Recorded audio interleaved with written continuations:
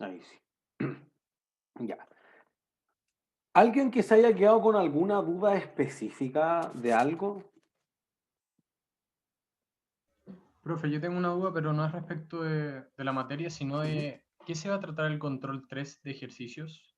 ¿De qué se supone que va a tratar? Estado de flujo de efectivo, que es lo que empezamos el día miércoles, el día jueves, perdón, y de combinación de negocio, inversión en acciones, etc. Los últimos dos temas en el fondo. Ah, ya vale. Ujú. Gracias. Entonces, nosotros decíamos, mira, que- ahí sí. Nosotros teníamos acciones y podrían darse en general tres tipos de situaciones. Tú podrías decir, mira, o tú no tienes ningún peso dentro de las decisiones significativas de la organización, que no tengo nada, o tú tienes influencia significativa en el cual te van a escuchar, pero quizás no va a tomar todas las decisiones estratégicas de la empresa, o tú tienes control. Si no pesas nada en la empresa, en el fondo, como máximo, ¿qué porcentaje de las acciones tengo? ¿El 10%? Un poco más. ¿El 20? El 20. 20, ahí sí. Entonces, para tener nada, tengo que tener menos del 20%. Si tú tienes influencia significativa, tienes entre el 20% y el 50%. ¿Sí? Excluyamos el 50% porque en el fondo estuvimos discutiendo harto hacia el final de la clase anterior. ¿Qué pasa si dos empresas tienen 50%? Entonces, fuera de que en la discusión podamos decir, oye, si dos empresas tienen el 50-50, voy a fijarme cuál tiene una mayor expertise, tiene el know-how, es mucho más táctico y puede, o el director, el presidente del directorio lo eligieron esos accionistas, ya, entonces ese al final demuestra el control por algo que quizás no es la propiedad, ¿sí? O si no, entonces decimos, mira, el que tiene el control tiene que tener ¿cuánto como mínimo? 50 más 1. Eso. Entonces digamos más de 50.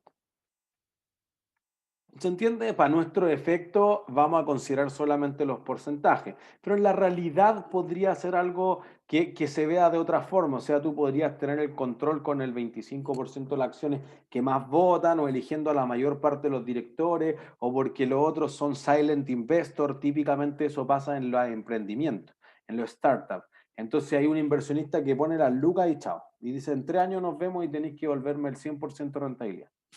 Y ya está. Y entonces el que tiene la idea, el que se va a quedar controlando, aunque quizás de la participación total ahora tiene menos del 50, pero igual es como el gestor en el día a día, en el fondo, en la operación de la empresa. ¿Se entiende? Entonces uno va a decir, mira, si yo tengo nada, ¿qué clase de activo voy a tener?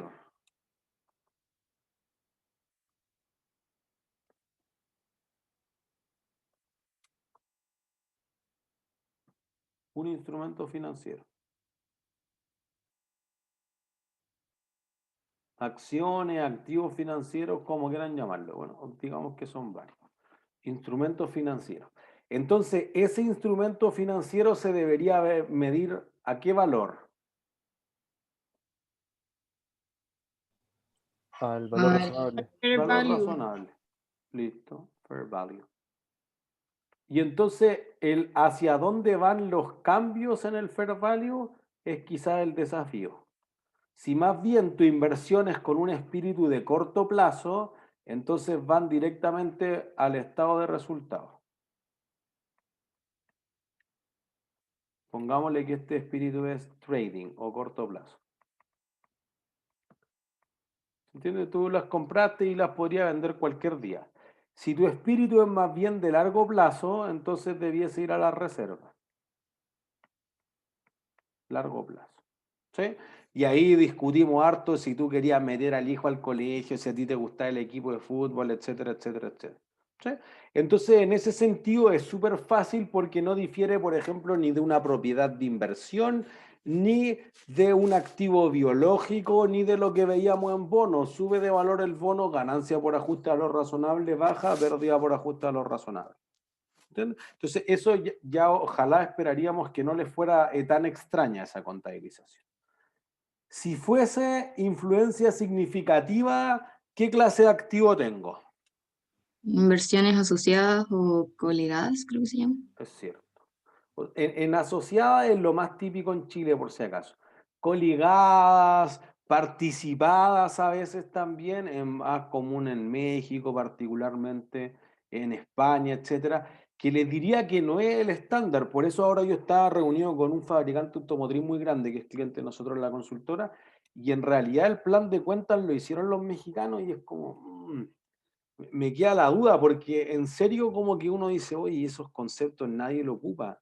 De cliente cautivo, chuta, ¿qué es un cliente cautivo? ¿Qué es un cliente no cautivo? Bueno, hay unos conceptos así como inversiones temporales no giradas contra no sé qué. ¿Qué es eso? Cuentas por cobrar. Yo te decía, simplifiquemos esto para que alguien de los concesionarios lo entienda. Entonces, lo más utilizado es asociado. Existe el concepto de coligada, participada, son súper utilizados en España y demás, pero les diría que si fuera, y lo que nosotros veíamos con la región, Brasil, Argentina, Perú, Colombia, sobre todo, Venezuela, ocupan mucho más estos conceptos, por si acaso. ¿Sí? Entonces, además, cuando uno lo ve en la empresa, la empresa dice inversión, en el balance, van a ver un activo no corriente que dice inversiones contabilizadas utilizando el método de la participación. Chuta, muy largo, inversiones asociadas. En el fondo dice lo mismo, pero nosotros queremos entender el fondo, nada del plan de cuenta y las cosas que le encantan a los contadores. Entonces aquí tú lo que vas a decir es que lo importante es el método de la participación. Entonces esto ya no es medir exactamente al fair value. Aquí lo que tú vas a decir es al principio al costo y después el nombre del método te dice lo que hace. Participas en qué cosas te va a generar una inversión en una sociedad que digamos compraste el 40% de las acciones.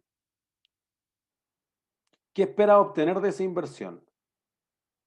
Dividendos. Dividendo. Y los dividendos se producen potencialmente ¿de qué cosa? ¿Qué tiene que generar la empresa para pagar dividendos? Ingresos y rentabilidad. Ya, utilidades en el fondo. Entonces tú vas a decir, mira, si yo tengo el 40% de esta empresa, participo en su utilidad en el 40%. Entonces, una línea del estado de resultados de las cosas no operacionales van a tener ingresos financieros, gastos financieros, diferencias de cambio, resultados por unidades de reajuste, y ganancias y ventas de activos de propiedad, planta de equipo, de propiedad de inversión, de activos intangibles, etc. Y una de esas líneas va a decir utilidades de inversiones contabilizadas utilizando el método de la participación. De nuevo, muy largo, utilidades en asociadas. Y si pierde la empresa, perdían la asociada. Y si yo compré el 40% de una empresa, ¿cuántas utilidades del total que tiene esa empresa me corresponden? 40%. ¿No? Listo. Por eso se llama el método de la participación. Y si la empresa paga 100 de dividendos, ¿cuántos dividendos te corresponden? 40. 40, eso es. Entonces, tú participas en lo que gane y lo que pierda. Entonces, lo que aumenta el valor de tu inversión es que la empresa en la que yo participo tenga utilidades, y lo que reduce tu inversión es que tú la empresa o tiene pérdida o me pague dividendo. ¿Sí? Si no es claro para todos, ustedes me detienen, ¿ya? Después entonces uno va por la empresa en que tiene control. Entonces, ¿qué activo se queda la empresa? Filiales o subsidiarias. Eso es. Y ahí diría que subsidiaria a veces sí es más utilizado. También coligadas, por ejemplo, es un concepto, pero de nuevo, que se utiliza más en México, más en España sobre todo. Aquí en Latinoamérica particularmente ocupamos mucho más filiales. Por eso que uno cuando ve los estados financieros consolidados que decíamos en la clase anterior, uno ve, oye, estos son los estados financieros de la empresa nacional de teléfono, Entel, y filiales. Ah, agarró todo y lo juntó. Porque esto es Nextel Perú, más Entel Chile, más Entel PCS, más no sé qué, Entel Empresa, Entel Fibra Óptica, ya, las 5 empresas juntas en una.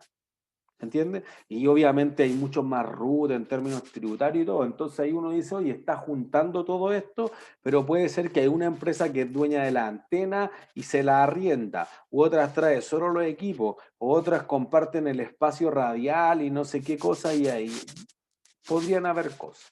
Entonces, por eso es que uno ve los estados financieros consolidados de Entel S.A. y filiales. Ah, ya está incluyendo todo. ¿Sí? Y entonces eso se contabiliza de acuerdo al método de la adquisición.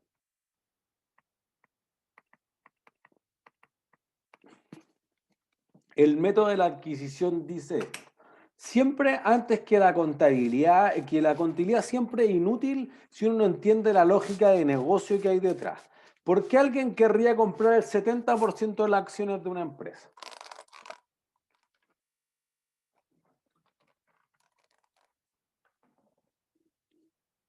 Para tener el control. ¿Pero por qué querría el control?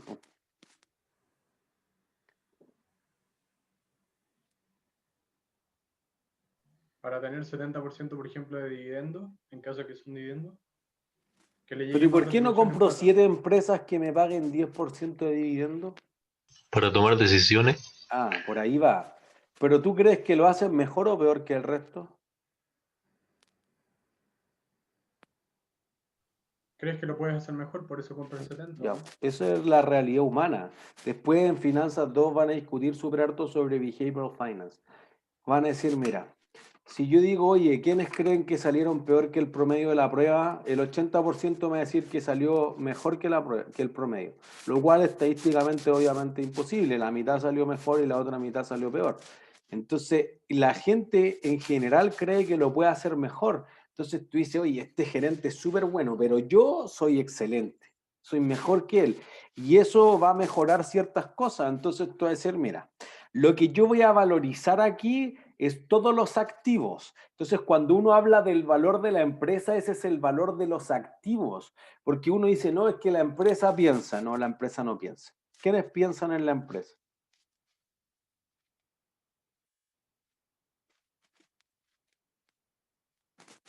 ¿Quiénes son los que piensan en la empresa? ¿El directorio? Ya, los gerentes, los directores, ¿y quiénes son los que cortan el queque?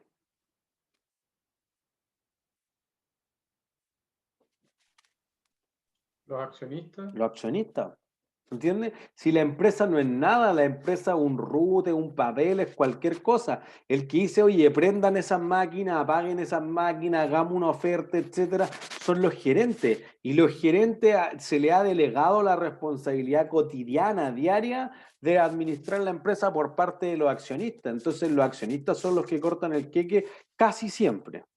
Excepto cuando la empresa quiebra. Si la empresa quiebra, ¿quiénes cortan el queque? ¿Los dueños o no? No, pues, los dueños, ¿quiénes son los dueños? Los bancos. Al final Los la gente acreedores, paga lo que le deben. los trabajadores, los proveedores, los bancos, la empresa de leasing, el que sea.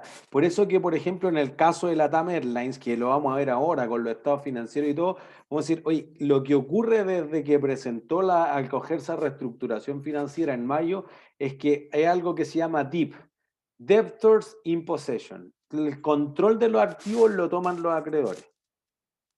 ¿Se entiende? Entonces los accionistas tienen que abandonar su posición porque tú ya no brillaste hasta esta situación. Ah, ya. Entonces ahí uno dice, chuta, tenía este problema significativo. Bueno, los que ahora ya van a tomar el control son otros.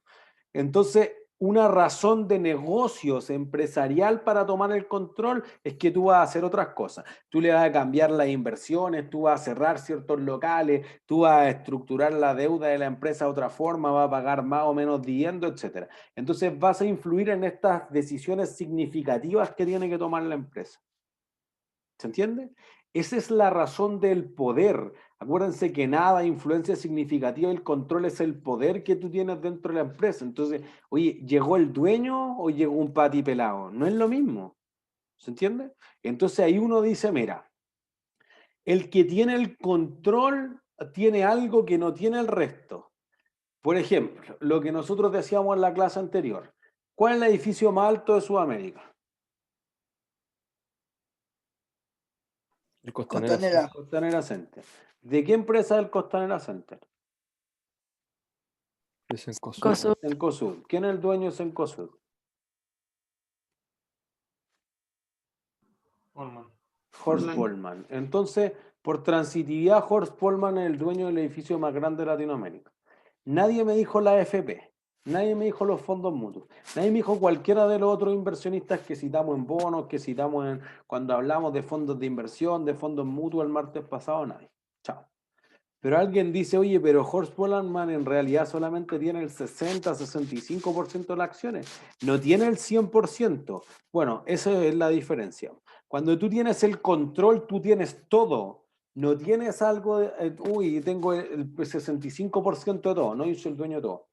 Lo que pasa es que del todo le voy a dejar un 35% al resto.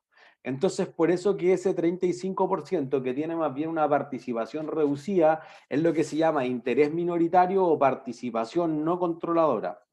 Que podrían ser 1000 accionistas o podrían ser 2, eso ya es irrelevante. Pero hay uno que tiene el control, solo uno puede tener el control, no dos pueden tener el control, que era lo que discutíamos al final de la clase anterior, cuando había esta idea del control conjunto. Si no hay otra razón para probar el control, entonces ninguno tiene el control, ambos tienen influencia significativa. ¿Se entiende? Entonces lo que uno va a hacer en el método de la adquisición es valorizar todo, y cuando tú compras todo, ¿te importa el costo histórico o te importa el valor ahora? El valor ahora. El valor ahora. ¿Y cómo podría calcular el valor ahora? El valor presente de los desembolsos. Eso es, de los flujos de caja. Eso es. Entonces, lo que uno va a hacer en este caso es decir, ya, yo agarro todo y digo el valor presente de los flujos de caja que me van a generar los activos es 1000. El valor presente de los pasivos, de los flujos que van a generar los pasivos, es 800. Por diferencia, entonces, el activo neto, algo que es conocido como el valor razonable del patrimonio, es 200. Ah, ya, como tenemos entonces esos 200, entonces yo estoy dispuesto a pagar 200 o más de 200.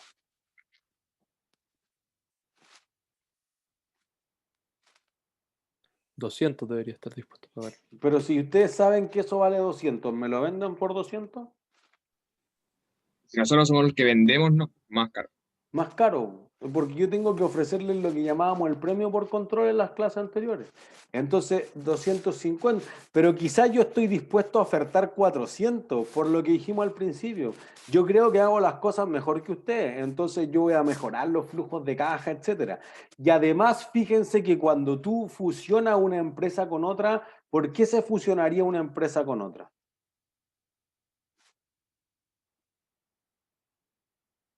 Va a ser mejor que la competencia, quizás. ¿Pero en qué cosa?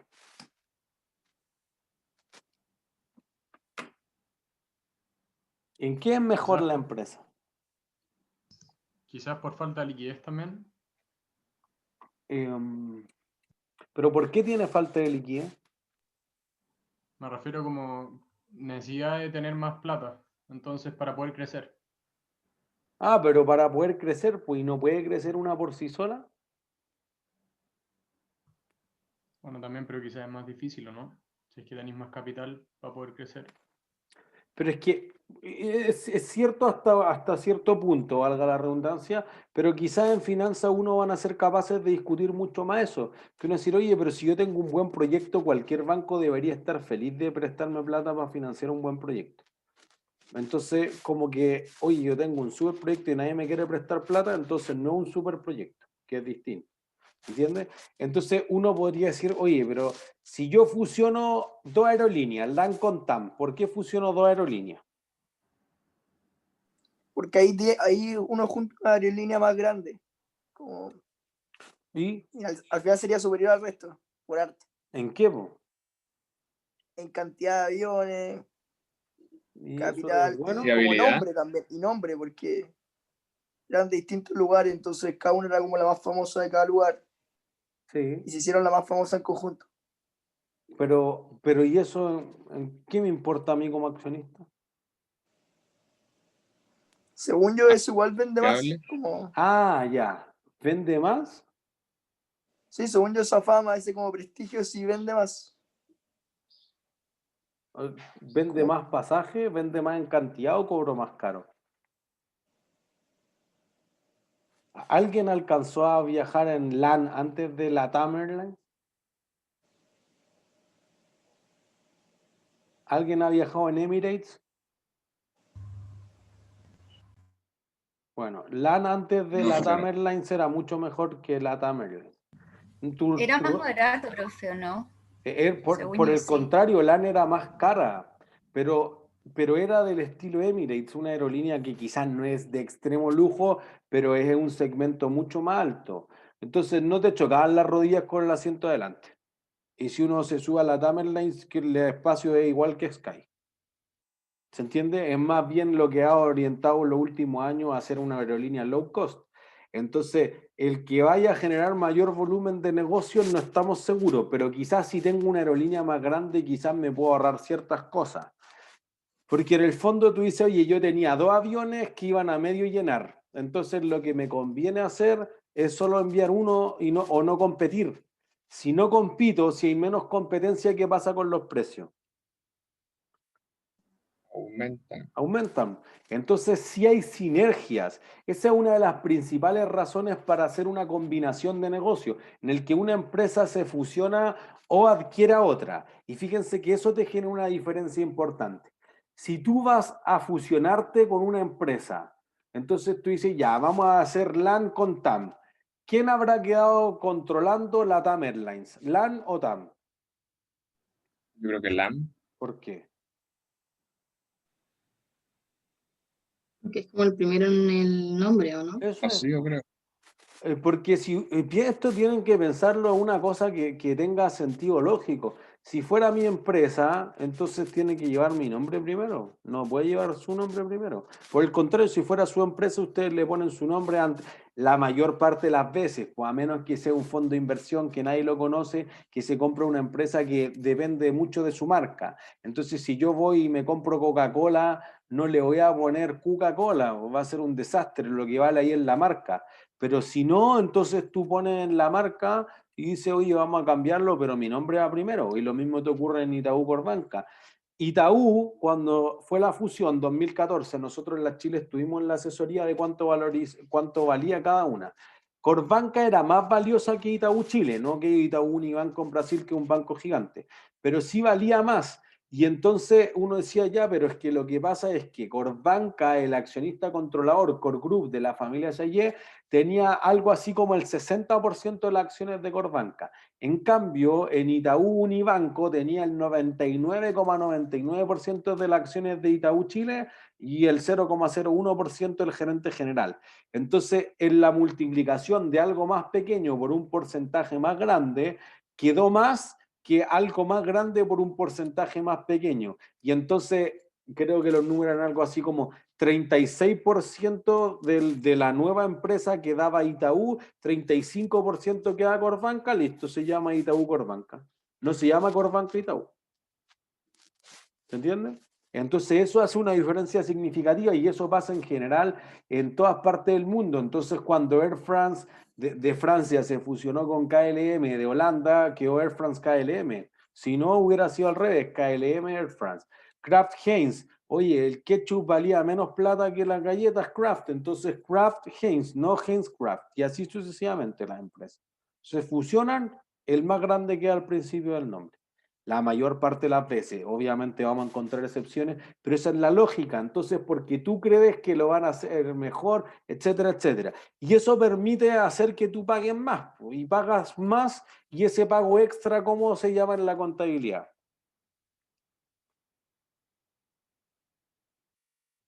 Por un punto premio. Goodwill. El goodwill, listo, un punto premio.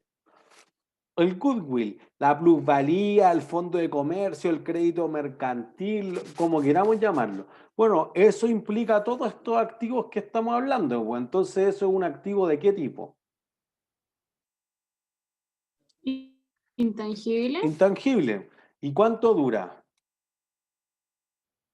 indefinido. No sabemos, listo. Entonces, Por eso que uno tiene que hacer ya contablemente un test de deterioro todos los años. A ver, demuéstrame que todavía tiene el prestigio que dices que tiene. Si no, estás engañando a la gente, tú le dices esto vale algo y en realidad no vale nada.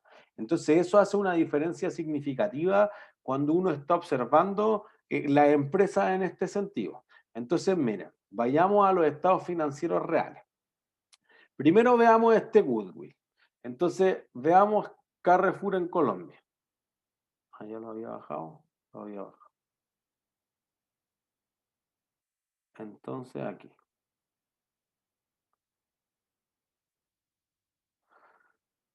Voy a correr esta ventanita para acá. Fíjense. Cencosud al tercer trimestre del año 2013. Decía, mira, la nota de la plusvalía. ¿Qué he hecho? Mira, en algunos países hice inversiones súper significativas, pero para entrar a esos mercados tuve que fusionarme con otras. Por ejemplo, en Perú compró Supermercado Wong. Y después, para Brasil, compró G. Barbosa y Press Unique. Y pavo de azúcar. Acá está. ¿Se entiende? Y fíjense que de la plusvalía que tiene la empresa, tuvo que pagar una cantidad significativa. En Perú, esto era el 2012, entonces imagínense que el dólar valía más o menos 650. Solamente en este sobreprecio, 400 millones, 230 millones, otros 400 millones, unos 230 millones. Y fíjense acá, este es el más significativo de todo. Esta es la compra más grande que ha hecho Cencosud en la historia. Carrefour Colombia. Grandes superficies de Colombia, que era el segundo mayor supermercado en Colombia. Después de Almacenes Éxito, era Carrefour Colombia, una empresa francesa, Carrefour gigante, y que se retiraba de Colombia porque había estado súper golpeado por la crisis europea, etcétera. Entonces se iba a deshacer de los activos no estratégicos. Y fíjense lo que pasa aquí. Tú dices, oye, mira, podría comprar este negocio. ¿Cuánto tiempo se demoran en pensarlo?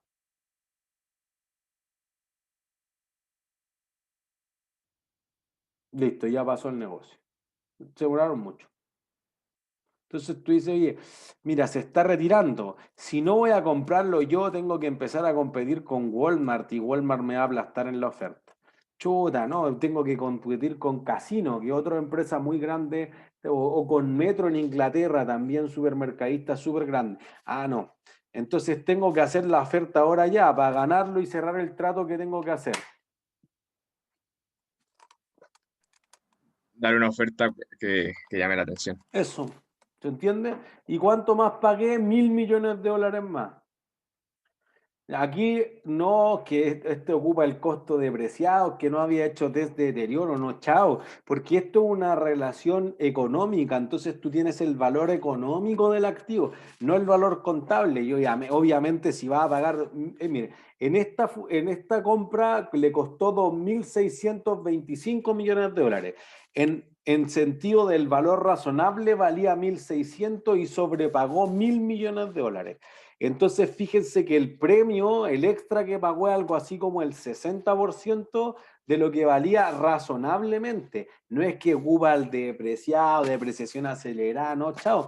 Eso no es. El valor presente de los flujos de caja era $1.600 millones y pagó algo así como $1.000 millones más. Y entonces, ya cerramos, listo, y vendió súper rápido. Pero esto pasó en 5 días, pues entonces, en 5 días, ¿cómo valorizo todo lo que vale una empresa? Es súper difícil, por no decir imposible. Entonces lo que puede ser es que tú digas, ya, hoy día creo que más o menos valía, pero tengo que empezar a ver si están los inventarios, si los clientes han pagado. Si yo voy a echar a gente, van a aparecer pasivos que no tenía antes. Si tú empiezas a echar a la gente, ¿qué pasivo va a aparecer? La indemnización, ¿o Las no? indemnizaciones, que quizás no estaban provisionadas antes. Entonces eso te pasa, por ejemplo, cuando Falabella se trató de fusionar con D&S, que eran los dueños del Líder, antes de que fuera Walmart de Estados Unidos, 2006. El Tribunal de Libre Competencia le dijo, no se pueden fusionar porque van a tener una participación oligopólica, casi monopólica, es mucho. Ya, bueno, entonces como dijeron que se iban a fusionar, pero después el regulador les dijo que no, ¿qué debe haber pasado con el precio de las acciones de cada una de las empresas? Tuvo que haber disminuido. Bajaron, ¿o no? Disminuido. ¿Por qué? Que no se fusionaron. Pero eso da lo mismo, podría ser bueno eso, ¿no? O sea, en retrospectiva, yo creo que una parte importante de los accionistas de la LATAM Airlines dicen, oye, ¿por qué se fusionaron?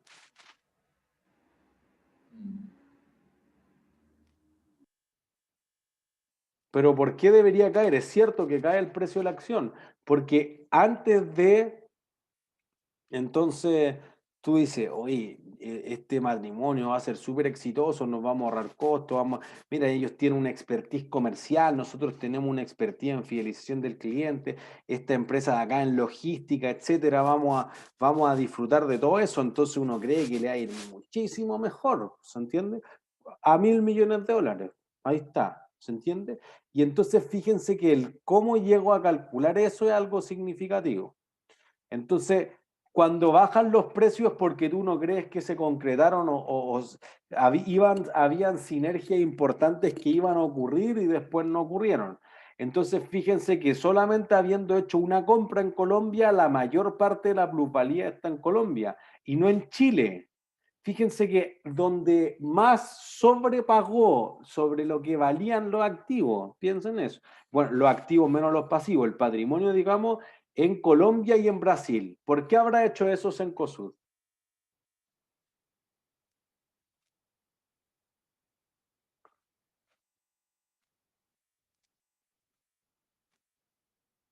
Porque a lo mejor eran países como muy demandados, por decir así, donde iba a haber mucha competencia. O sea, muchos iban a querer comprar esos terrenos o oficinas, no sé qué son. ¿Y por qué no en Chile?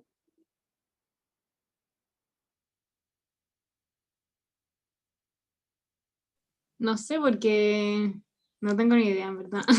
Pero debiese haber una razón de negocio. Más allá de la contabilidad, estamos tratando de que entiendan que hay una razón de negocio. Imagínense esto. El PIB de Chile está influido mayoritariamente por ¿qué cosa? Por la minería, Ya, la minería. ¿Qué tipo de minería? el cobre, El la cobre. extracción del cobre. Listo. Entonces, en el super ciclo del cobre, en el primer gobierno de Michelle Bachelet, el cobre valía algo así como $4,5 la libra.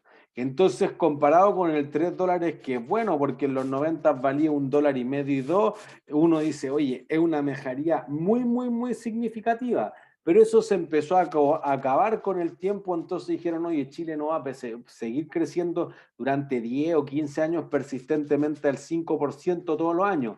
Entonces hay que irnos para países que vayan a crecer más. ¿Dónde van a crecer? Colombia y Brasil. Brasil porque el mercado es tan gigante que todos creyeron que era tirar y abrazarse. Oye, pongo cualquier negocio y ya esto va a dar algo, porque son muchas personas. Y Colombia porque se tenía una cantidad importante de crecimiento que uno decía, claro, es que si vengo de los tiempos de Pablo Escobar, de la FARC, etcétera, que era un país muy riesgoso y que tenía súper poco, claro, va a crecer.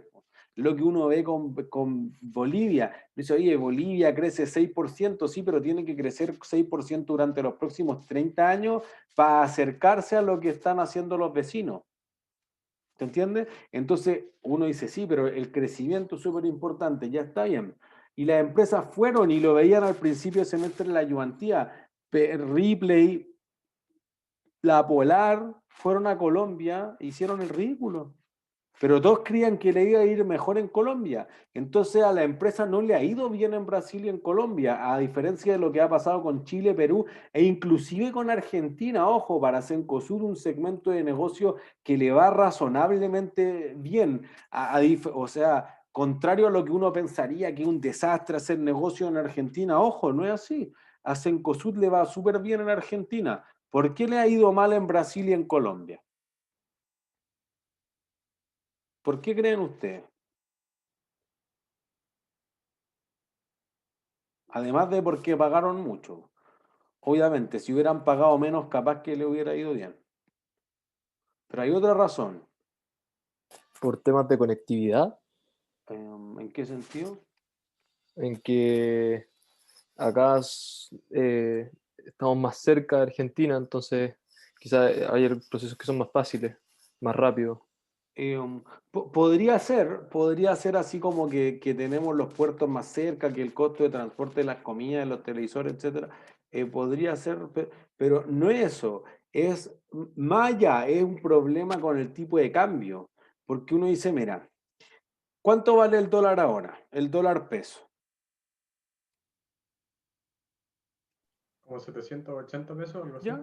Dejémoslo en 800 cerrados para no complicarnos. Si uno dice, ¿cuánto valía hace 8 años? 650. Entonces uno dice, mira, aumentó 20, 25, inclusive 30%. Ya. Esa es la depreciación que subió el peso, que sufrió el peso chileno. Eso es lo que ocurría en 3 meses del 2015 con el peso colombiano. Cuando uno ve depreciaciones, Brasil, yo lo veía en el Magíster de Finanzas alguna semana, los últimos 10 años, 70% de devaluación. Obviamente Argentina rompe todos los parámetros porque es como 99% de devaluación. Pero Colombia no anduvo tan lejos, en un año 50%. Entonces nosotros no hemos visto que el dólar suba a 1.000 pesos en un año. 500 en enero y 1.000 a final de año. Nosotros no nos pasa eso. Y obviamente cuando las empresas van y se endeudan en dólares y después generan ingresos en pesos colombianos que no sirven para nada porque se devaluaron 50%, entonces no tienen cómo pagar los préstamos, las emisiones de los bonos, etcétera. Entonces, obviamente hubo demasiado entusiasmo y eso lo aprendieron a puras patas los retailers chilenos, en que en el fondo, oye, es que hay que ir a Brasil, hay que ir a Colombia, chao. No es así. Ripley, pues la Polar se devolvió con la cola entre las piernas. Obviamente Cencosud aguanta porque está en otro segmento, es supermercadismo, no es cualquier tipo de retail. Y además Cencosud tiene una espalda financiera muy grande. Pero cuando se hizo esta compra de 2.600 millones de dólares, se advirtió que eso era sumamente alto, que había sobrepagado y el precio de la acción de Cencosud ahí era 3.000. Y nunca más volvió a ser 3.000 el resto de los años. Que quizá, ojo, para el accionista controlador le da lo mismo, porque es una inversión de largo plazo, no es de corto plazo. Pero si alguien la compró a 3.000 el 2012, sigue esperando a recuperar su inversión, ¿no? ¿Se entiende? ¿Por qué? Porque pagué esto, pues, y este goodwill que pagué es un activo intangible. Es decir, si yo quiebro, ¿cuánto vale? Nada. Nada. En cambio, si usted tiene una casa y quiebran, ¿cuánto vale la casa? El precio de mercado. Listo, no ¿O no? cae nada de valor. ¿Se entiende? Eso hace la diferencia muy, muy, muy significativa entre los activos tangibles e intangibles. Y fíjense, aquí te dice, oye, ¿qué hice? Las tasas de descuento las apliqué a la determinación del valor presente neto de los flujos proyectados. Ah, ya, listo. Lo mismo que hemos dicho todo el rato, lo dice Cencosud, una empresa gigantesca. Entonces te dice, mira, cuando adquirí en noviembre del 2012 el 100% de Carrefour Colombia, que era Grandes Superficies de Colombia, entonces lo que uno dice ahí es que pagó 1,17 billones de pesos. ¿Sí? Y entonces, esos 1,17 billones de pesos eran por 72 supermercados gigantescos, 16 así como el OK Market, locales pequeñitos, un formato de tomar o de ir a buscarlo nomás, y gasolineras, chuta, y uno decía, ya, ¿por qué un supermercado tiene una Copeco, una Shell, ya, una Petrobras? Es raro, ya. Las ventas habían alcanzado 2,1 billones de dólares. Ah, ya, no es tan distinto a esto, entonces no es que haya pagado tan caro. Y uno dice, mira, lo que valorizó fue esto. Dijo, yo tengo al 1 de diciembre, que era justamente al otro día, contablemente esto. Entonces te dijo, en el corto plazo tengo 164.000 millones, en el largo plazo 580, eso suma 744. Ahora, fíjense en esto, cuando yo volví a calcular el fair value 9 meses después, estos son los estados financieros al tercer trimestre del 2013, fíjense acá, muchas cosas valían más o menos lo mismo, no cambian mucho, Pero sí, por ejemplo, aquí dijeron, oye, los inventarios valen 15.000 millones menos. Estaban podridos los productos, están obsoletos, etcétera, etcétera, etcétera. Tú habías registrado que había una plusvalía que era anterior a esta plusvalía, o sea que Carrefour Colombia ya había comprado algún otro supermercado que no valía nada. Pero fíjense en esto, los activos que tenía de propiedades, planta y equipos los tenía al costo. Y si yo calculo el fair value de eso es más alto. ¿Y en cuánto habían subido? En 232.000 millones de pesos. ¿Se entiende? Eso crea una diferencia significativa entre el modelo de revaluación y el modelo del costo. Entonces, en total, tus activos valían 9.44. ¿Sí? Si alguien se pierde en los números, me avisa. Revaloricé también todos los pasivos. Entonces dije, oye, tú tenías pasivos valorizados por 304.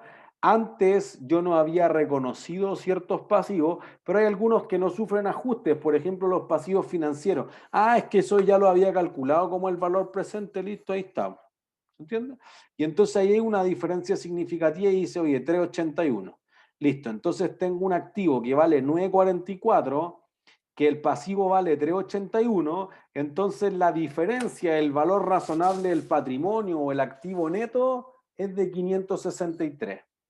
Y entonces esos 563, tú dices, ah, yo pagué 1,17 billones, listo, ahí está la plusvalía, 607.865. ¿Se entiende? Pero fíjense que pasaron 9 meses para que la empresa pudiera contabilizar eso. Entonces pagó el doble, más del doble, quizá un poquito más del doble de lo que valía a fair value la empresa que adquirió. ¿Sí? Entonces, fíjense. Después nosotros vamos a hacer, mira, lo que es súper difícil de hacer en la realidad es que la empresa vaya y diga, oye, aquí está ya y esto es exactamente lo que nosotros queríamos comprar y esto es lo que vale. Sí, sí, eso no es tan fácil. Que tú tienes mucho inventario, mucha cuenta por cobrar, por pagar, pasivos que podrían aparecer, etc. Entonces, fíjense. 20 de diciembre del 2011, Cencosud adquiría Johnson. Entonces ahí te compraba el 85,58% y después le daba la opción que lo hacía 3 meses después de comprar lo que le faltaba. Entonces tú dices algo que es distinto. Si tú me vas a comprar un porcentaje de la empresa solamente, ¿cómo me pagas?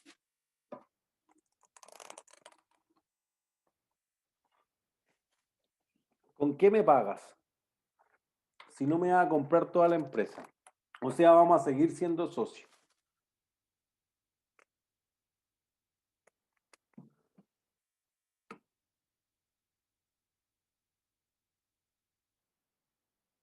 ¿Con efectivo? No sé. Si vamos a seguir siendo socios, si es una fusión, ¿con qué si es una adquisición, pensemos en ese caso. ¿Opciones? Ya, eso es. Si tú vas a adquirir la empresa, te pago en efectivo porque no te quiero ver nunca más y te echo. Si nosotros nos vamos a casar y nos fusionamos, entonces ¿con qué me pagas? Con acciones. Por una razón de fondo, porque en el sentido cuando dos empresas se fusionan, creen que los van a hacer mejor o peor. Mejor. Mejor, pues. Entonces te conviene comprar acciones porque si lo van a hacer mejor, ¿qué debería pasar con el precio de la acción? Aumentar. Aumentar, pues.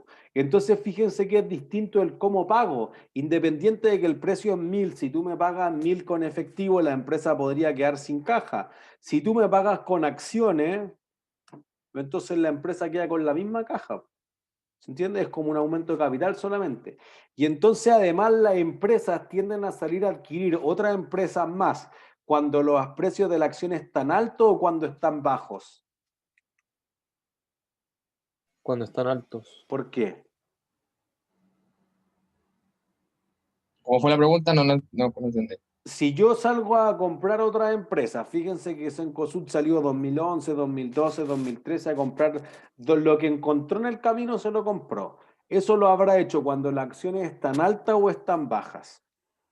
El precio de la acción, digamos. Como están bajas, ¿o no? ¿Por Porque qué? uno cree que las puede mejorar más, según yo. Cuando ya están altas, igual es más difícil. Ya, digamos esto. Entonces tú vas y te compras esta empresa por 1.500 millones.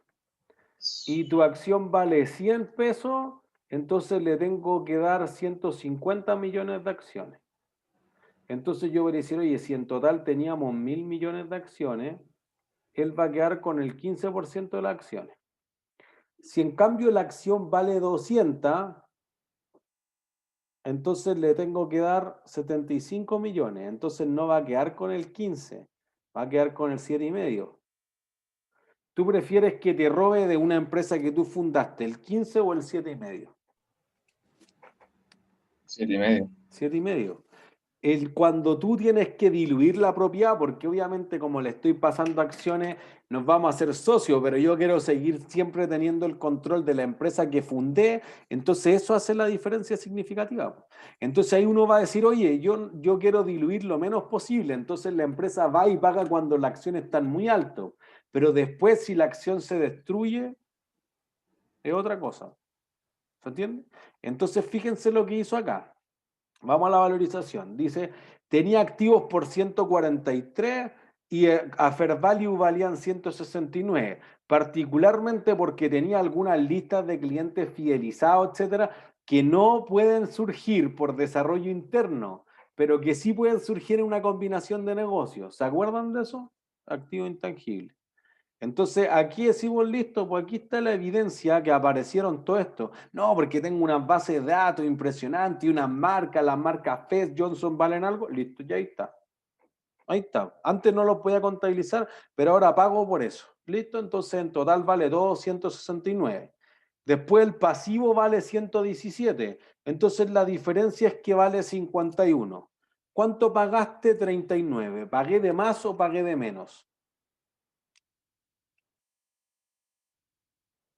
Si vale 51, casi 52, y tú pagaste 39,600, o sea, casi 40, esos 12 de diferencia, pagué de menos. ¿Y por qué ustedes venderían algo por menos de lo que vale?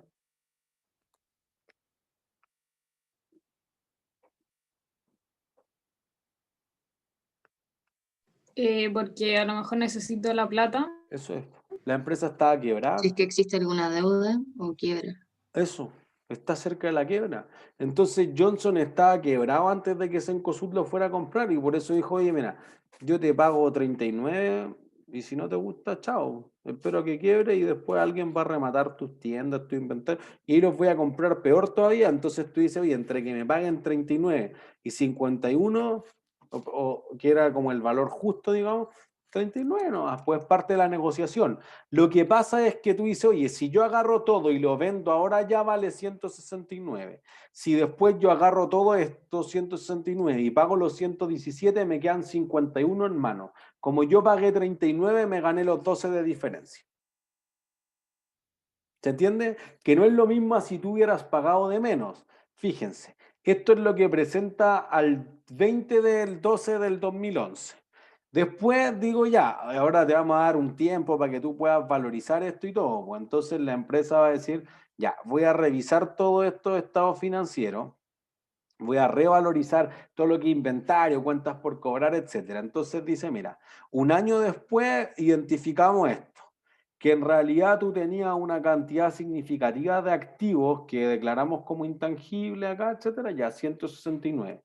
Lo que no visualizamos es que había una parte significativa de pasivos no contabilizados. Particularmente aquí, otras provisiones de largo plazo, que eran 27.000 millones. Oh, pero no sé.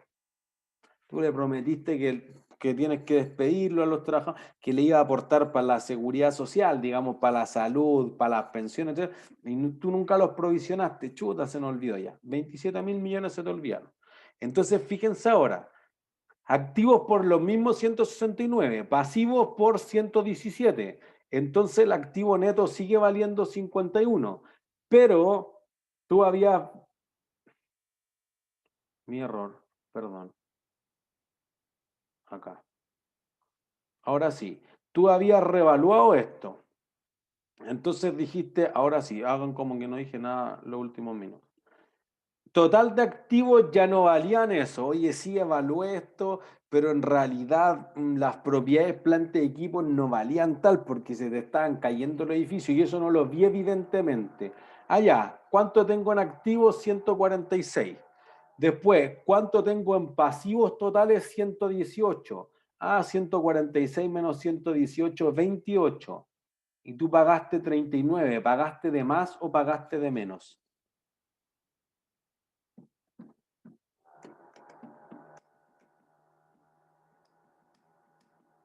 Si tú De más. pagaste de más, po. Entonces antes dijimos, oye, tiene una ganancia por adquisición en condiciones demasiado ventajosas. Llamemos la ganancia por badwill o por minusvalía, es más fácil.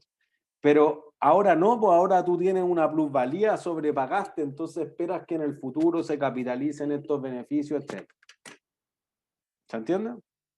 Entonces eso hace una diferencia muy significativa para la empresa y eso cambia lo que tenía como valorización con anterioridad. ¿Se entiende? Y fíjense que cuando nosotros vemos, voy a mostrar aquí cuando se combina LAN con TAM. Dice, mira, nosotros vamos a comprar acciones de esta empresa, le vamos a dar de Holdco 1 sociedad anónima, de TAM sociedad anónima, vamos a pagar esto. Entonces dice, mira, aquí está el valor contable y aquí está el valor razonable. En valor razonable el patrimonio vale 985 y tú pagaste esta cantidad, fíjense. Pagaste 3.782 millones. Algunos accionistas lo eché de la empresa y les pagué en efectivo. Esto es el patrimonio que compraste y estos son los accionistas muy pequeños que quedaron. Entonces lo que sobrepagué es 2.818 millones de dólares. Una plusvalía brutal. ¿Sí? Eso solamente uno dice, oye, pero ¿dónde sacó caja? No, no sacó nada de caja. Po. Le entregó acciones, le entregó 3.600 millones de dólares en acción. Ahí está. Ya, entonces a ese precio promedio, más o menos pagué 3.782, que es lo que se planteaba ahí. ¿Se entiende? Y entonces fíjense lo que pasa. Voy a poner acá. Estado financiero. Aquí estamos, lo había buscado recién. Fíjense esto, voy a ir a este año. Resultado, centro de resultados. Primer trimestre. La plusvalía en varios sentidos es todo lo contrario a una propiedad de inversión. Primero porque las propiedades de inversión, ¿con qué modelo se deberían medir?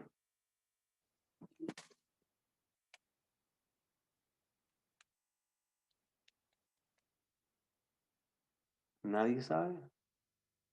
Caso Mallplaza. ¿Puedes repetir, por favor, ¿Con la qué pregunta? modelo se debiesen valorizar las propiedades de inversión? Al valor razonable. Valor razonable. Listo. ¿Con qué modelo se deberían valorizar la plusvalía?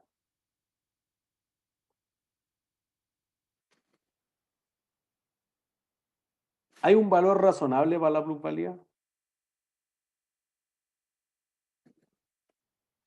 No. No, pues, al costo entonces. Listo. ¿Las propiedades de inversión son tangibles o intangibles? ¿Puedo tocar un mall? Sí, son tangibles. Tangible. Sí, tangible. Y la plusvalía intangible. Una característica esencial de las propiedades de inversión es que el flujo de caja que generan es independiente, pero el prestigio funciona por sí solo.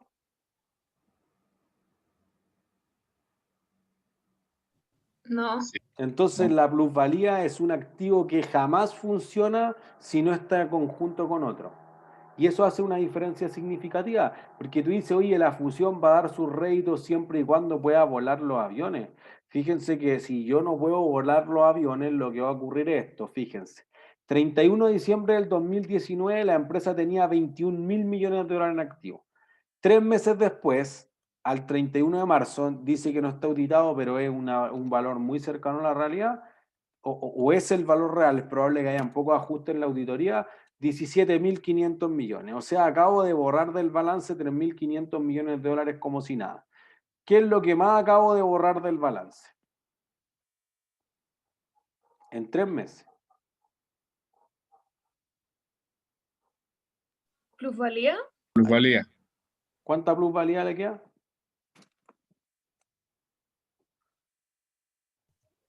Cero, pues no queda. Cero, no queda nada.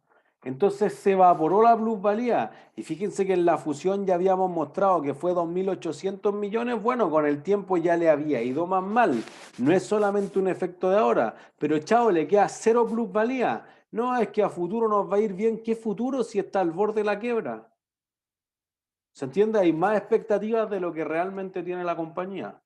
¿Se entiende? Y ese es el análisis práctico que uno necesita, porque uno dice, mira, como la plusvalía es un activo, ¿por dónde disminuye? ¿Por el debe o por el haber? Por el haber. Por el haber. Entonces yo abono la plusvalía, ¿y qué cargo?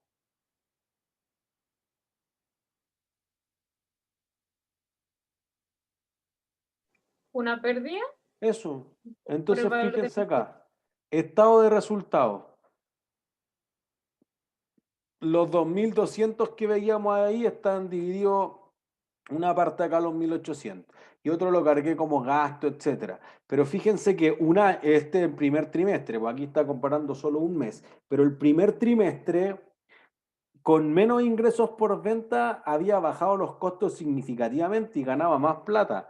Lo que pasa es que después de cargarle esto, que no es un resultado que se vaya a repetir con el tiempo, chao. Pérdida del ejercicio, 2.100 millones. Es la pérdida más grande de toda la historia. Superó al Unimar, que después ustedes lo van a ver en el caso. Superó también a Vapores, que era una de las empresas que había tenido las pérdidas más grandes de la historia. Entonces ahí uno dice, ¿cómo recupero eso? No sé, pues no hay cómo recuperarlo, porque fíjense que es bastante crítica la situación. En el fondo, y lo decíamos en las clases anteriores, voy a poner segundo trimestre porque enero, febrero puede haber volado con regularidad, ya marzo se cayeron los negocios. Pero fíjense que ¿cuánto tiene que estar ocupado el avión para que sea económicamente viable? ¿Qué porcentaje de ocupación tiene que tener un avión para no perder plata? Sí, más del 60%. Más del 60, como el 65% mínimo. Y entonces fíjense acá, después en 6 meses no es que hubiera hecho muchos más viajes, pero me costaba mucho más mantener esto, entonces perdía plata. En el margen bruto ya después tengo que pagar arriendos, personal, que suban las maletas, etcétera, chao. 2.900. Y entonces en total llevo 3.000 millones perdidos el año. Y fíjense el patrimonio. ¿Cuánto es el patrimonio? Negativo. O sea, la empresa contablemente, ¿cómo está? Quebrado, ¿no? Quebrado. Pésimo. ¿Se entiende? Inclusive al 31 de marzo, lo que te quedaba era algo así como el 0,5% del activo era financiado con patrimonio. Ahora ya es negativo, o sea, el pasivo cubre más que todo el activo. Entonces, obviamente que a la empresa le es bien difícil salir de esa situación. ¿Se entiende? ¿Dudas?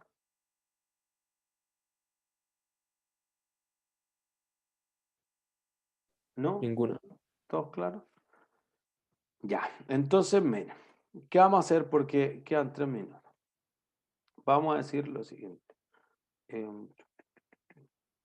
Acá está el Zoom. Vamos a decir solamente la introducción de este ejercicio que lo vamos a terminar al principio de la próxima clase. Debería tomar unos 10 o 15 minutos de la clase el jueves. Queremos ver que una empresa que pase por todas las etapas, en el fondo cubra todos los objetivos de aprendizaje, desde que era instrumento financiero hasta que sea una asociada, después tome el control y si pague más o si pague menos. Entonces, fíjense. La compañía familiar Waterfalls Inc. inició la adquisición de acciones de SQM S.A. con una pequeña herencia que le había dejado la tía Ágata durante los años 80. Al inicio adquirió 100.000 acciones a un valor de 3.500 cada una, de un total de 2 millones de acciones comunes con iguales derechos. Entonces, fíjense, tú tienes 100.000 acciones de 2 millones. Entonces, tengo porcentualmente el 5%. ¿Qué poder tengo? Ninguno. Nada. Listo. Entonces, te dice, al final del primer año de la inversión en acciones valían 4.000 cada una y al final del segundo año 3.700 cada una. No obstante, el patrimonio era de 8.000 millones al final de cada año.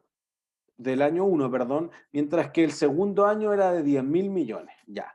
¿Qué te importa aquí? ¿El valor de mercado o el patrimonio contable que tiene? El valor de mercado, El supongo. valor de mercado. Porque tú tienes una inversión de muy poco porcentaje, entonces se va a medir al valor razonable. ¿Se entiende? Independiente de que eso vaya contra resultado o contra reserva. Después, al inicio del tercer año, la compañía hizo un aumento de capital social hasta 3 millones de acciones. Es decir, emitió 1 millón más de acciones ordinarias. Waterfalls, con los dividendos que le habían pagado y algunos créditos que solicitó, adquirió 650.000 acciones más a su inversión en la firma, pagando 5.000 por cada nueva acción, perdón. Al final del tercer año, cada acción tenía un valor de mercado 8.000 y al final del cuarto año un valor de 11.000 por acción. Por su parte, el patrimonio tenía un valor de 13.000 millones luego del aumento de capital a inicios del tercer año, de 11.500 millones a finales del tercer año, producto de una pérdida de 1.500 millones, y al final del cuarto año tenía un patrimonio de 14.500 millones. Entonces, fíjense, ahora tengo 650 más las 100.000 que tenía, entonces tengo 750.000 de un total de 3 millones. Entonces tengo el 25%. ¿Qué tipo de poder tiene?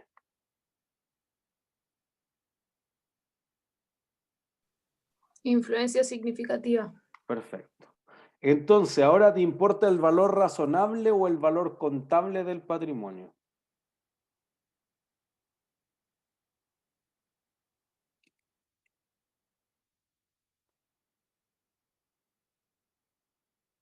¿El valor contable? El valor O sea, perdón, contable. El sí. valor contable, porque el valor de mercado es irrelevante, porque como tú tienes el 25%, ¿las quieres vender en el corto plazo? No. No. Entonces a ti, método de la participación, si la empresa perdió 1.500, la firma va a tomar una pérdida por 375 millones. Y fíjense que eso te deja el patrimonio en 11.500.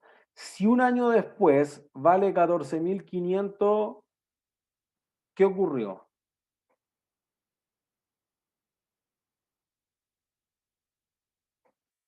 ¿Ganó o perdió plata la empresa?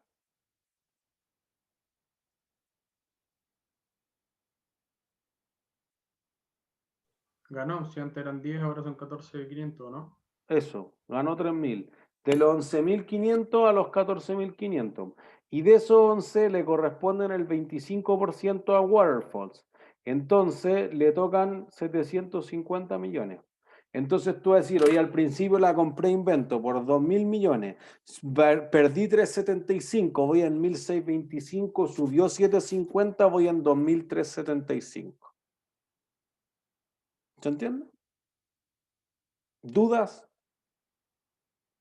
¿No? Ya, y entonces después la tercera, y ahí vamos a hacer todo el asiento y todo, es que te dice, oye, va a tomar un porcentaje más importante y va a tomar el control. Entonces, terminamos con este ejercicio la próxima clase y por eso damos por cerrado el tema de combinaciones de negocio y me parece que ya de cara al estudio, para que no acumulen todo cerca de la Navidad, porque el examen es el 21 de diciembre, este ejercicio 3 millas extra es cortito, es como el TEC, así como que el de bono era cortito, pero era duro. Aquí está lo mismo y cubre todos los costos, los objetivos de aprendizaje, porque tiene los dividendos, tiene si sube el precio, si tengo el valor contable, etcétera, etcétera. Entonces, como para cerrar esta parte de combinación de negocios, me parece que este es un buen ejercicio. Esto lo pusimos una vez en una prueba en la Chile, entonces para que se hagan una idea de un referente de lo que nosotros esperamos de usted en el examen. ¿Sí? ¿Alguna duda? ¿No? ¿Todos claros? Ha sido todo por hoy entonces. Gracias por quedarse estos ¿Profe? Chao, minutos. profe. Ajá. Chao. Profe, Ujú. es que yo le mandé unos correos y quería saber por lo del tema de mi nota.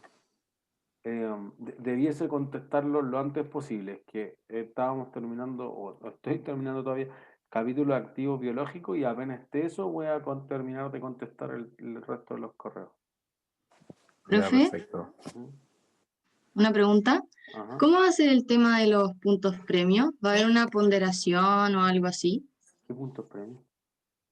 Los de como la clase. Ah, el programa dice cómo se ponderan. Ah, ya. Muchas gracias. No hay de qué. No, profe, gracias. Chao, Que esté chao, que bien. estén Chao. bien.